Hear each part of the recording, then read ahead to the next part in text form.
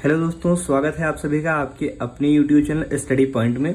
दोस्तों, जैसा कि हम लोग जब घर बनाना शुरू करते हैं तो उसके पहले से ही हमारे दिमाग में एक ख्याल आता है कि जैसे मान लीजिए हम लोग घर बनाना शुरू कर रहे हैं तो उसमें जो बेसिक मटेरियल की रिक्वायरमेंट्स हैं जो कि इनिशियली हम लोगों के पास में लगती हैं वो हमारे ईंट हो गए, सीमेंट हो गए, मोरम हो गए, बालू हो गए, गिट्टी हो गए।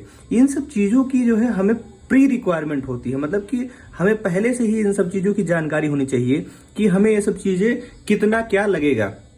तो आज हम लोग जो है जानेंगे किसी एक मटेरियल, जैसे कि हम आज जानेंगे कि अगर हम घर बना रहे हैं तो उसमें ईंट की कितनी रिक्वायरमेंट होगी। मान लीजिए कि हम कोई घर बना रहे हैं तो उसमें अगर हमें पहले से नहीं पता है कि ईंट कितना लगेगा तो हम किस बेस पे हम ईंट को मंगाएंगे, मार्केट से परचेज करेंगे। मान लीजिए कि 10,000 ईंट लगना है, हम 12,000 मंगा लिए तो हमारा 2,000 का तो लॉस हो जाएगा ना। इसी बिहाफ पे अगर मान लीजिए हम 8,000 मंगाए तो हमें जो है उसको मंगाने में टाइम वेस्ट होगा। तो इन्हीं सब चीज़ों की परेशानियों से बचने के लिए हमको एक प्री कैलकुलेशन होना बहुत ज़रूरी है। तो आज हम लोग जानेंगे कि कैसे हम किसी घर को बनाने से पहले ही उसमें लगने वाले ईंटों की गणना करेंगे।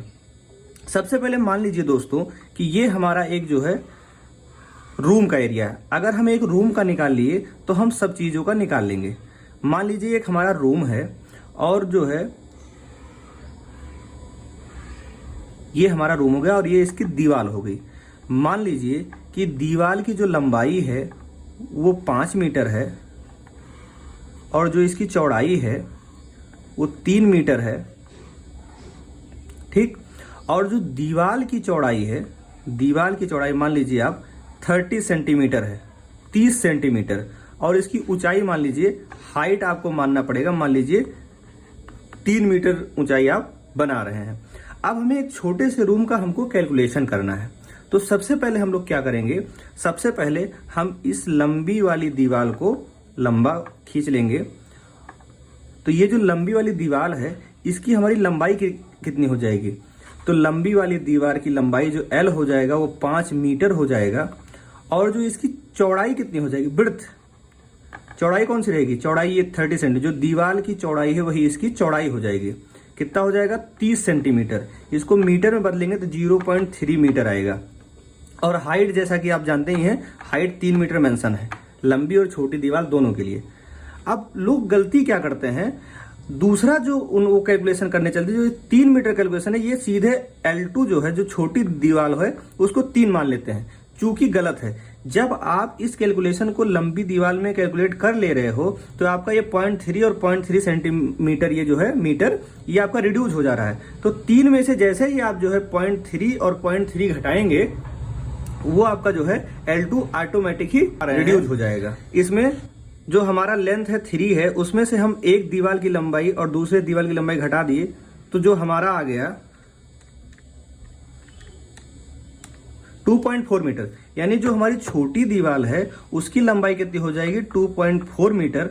ब्रेड्थ इसकी जो, चूंकि इसकी भी चौड़ाई सेम है, इसकी भी चौड़ाई 0.3 मीटर हो जाएगी। और इसकी जो हाइट हो जाएगी वो हमारा हो जाएगा 3 मीटर। अब हम लोग इसी बेस पे जो है इसका कैलकुलेशन करेंगे।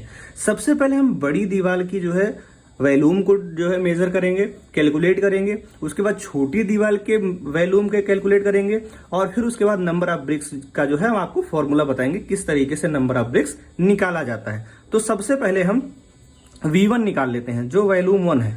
V1 मतलब कि लंबी वाली दीवार की में कितना वॉल्यूम ईंट लगेगा। तो चलिए हम लोग कैलकुलेट कर लेते हैं। 5 इंटू 0.3 इंटू 3, लंबाई, चौड़ाई, ऊंचाई, ये हमारा आ गया 4.5 मीटर क्यूब, 4.5 मीटर क्यूब।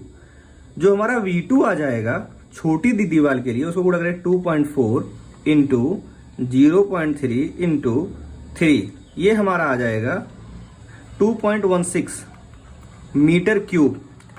अब दोस्तों हम एक फॉर्मूला हमको पता है, पहले इसको हम ऐड कर लेते हैं। टोटल जो वॉल्यूम हमारा है, टोटल जो वॉल्यूम है उसको हम लोग ऐड कर लेते हैं। जैसे 4.5 प्लस 2.16 आपका हो जाएगा 6.66 मीटर क्यूब।